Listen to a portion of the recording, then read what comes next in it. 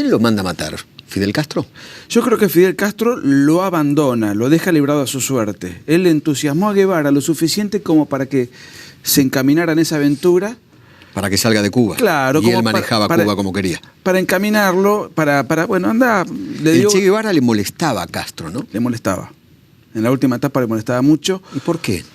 Porque se produce un quiebre importante entre este matrimonio, entre Castro y Guevara, después de un episodio mundial que fue la famosa crisis de los misiles, cuando la Unión Soviética pone misiles en La Habana apuntando a Estados Unidos. Que esos misiles finalmente se retiraron. Y el Che Guevara, que era un exaltado, un desaforado, vio eso como una defección, como una traición por parte de Rusia y del propio Fidel. Él quería ir a la Tercera Guerra Mundial, esto lo explicitó él. Entonces, a partir de ahí, él tuvo un desencanto y empezó a coquetear con el otro gran bloque comunista de la época, que era el bloque chino, que se disputaban el liderazgo a su vez con la Unión Soviética, tenían su propia interna. Y entonces los propios soviéticos veían a Guevara como una especie de agente chino en una isla que ellos financiaban. Y era un personaje ya molesto, desmarcado de la estructura moscovita. Y Fidel Castro finalmente... O sea, Fidel decide jugar a fondo con los rusos. Absoluta. Y el Che quería jugar a fondo con los chinos. Exactamente. Okay. Exactamente. El Che primero estuvo encandilado con los rusos hasta que conoce Rusia.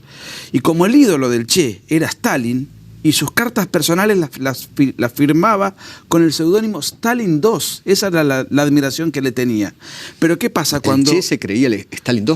Él firmaba con ese seudónimo como una suerte de homenaje a quien él admiraba, ¿no? Stalin mató más gente que Hitler. Sí, claro. O sea, digamos, nunca se habló de ese genocidio. Muy poco. Porque es de izquierda. Los genocidios de izquierda tienen... Si el de izquierda mata, está bien. Son disculpables, claro, son... Exactamente.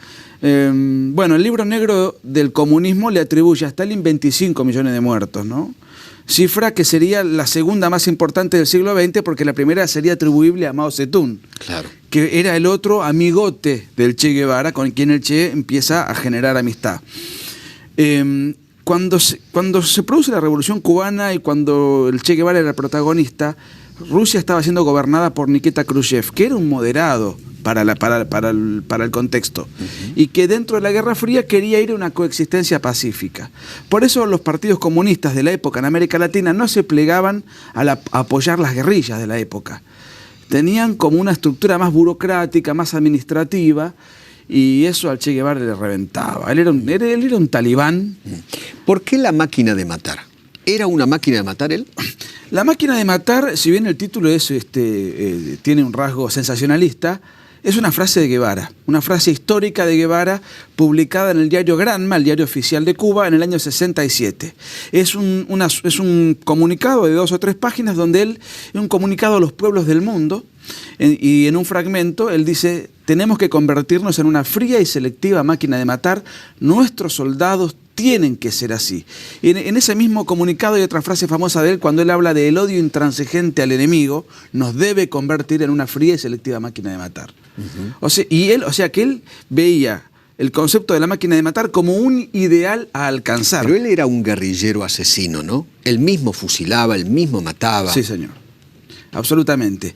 Y lo curioso del caso es que la inmensa mayoría de sus fusilamientos o de sus homicidios, o como se los quiera llamar, no son en combate. Porque en el combate, bueno, son reglas del juego. No, eran homicidios a sangre fría. Por ejemplo, él tenía una particularidad que lo hace un personaje particularmente, valga la redundancia, interesante, que él anotaba todo lo que hacía en su diario personal. ¿En serio? Por ejemplo, en el diario... Hoy maté a 4. En el diario Sierra Maestra, sí, él confiesa y cuenta con detalle técnico, porque escribe como un perito, porque era médico. Claro. Tuve que terminar con este problema, pegándole un tiro, la bala penetró en el omóplato, perforó gente colocada en un poste a ejecución. Esa imagen bastante real que tanto daño generó en todo el continente, y en el caso que nos ocupa, con secuelas que todavía duran en Argentina, a partir de los años 80 y 90 se fue diluyendo.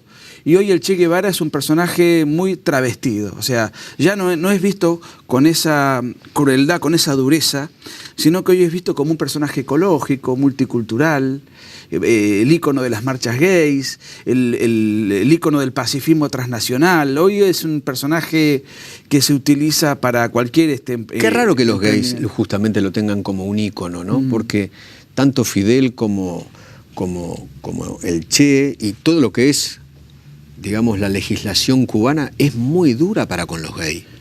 Bueno, el primer campo de concentración para rehabilitación de homosexuales no era para exterminio, sino rehabilitación, lo creó el Che Guevara en la península de Guanacaviles. Porque para el Che Guevara los gays, los homosexuales eran enfermos. La consigna era: la revolución no necesita peluqueros y el trabajo os hará hombres. Eran sometidos a 12 a 18 horas de trabajo forzado de lunes a sábado. Los domingos tenían descanso, y porque ellos creían en una superstición muy propia de los totalitarismos, que es, en este caso, era el hombre nuevo socialista. El hombre nuevo tenía que ser una máquina de acero, un tipo entregado, como viril, los nazis, un ario. Un ario, pero socialista. Era el superhombre, digamos, pero en clave marxista.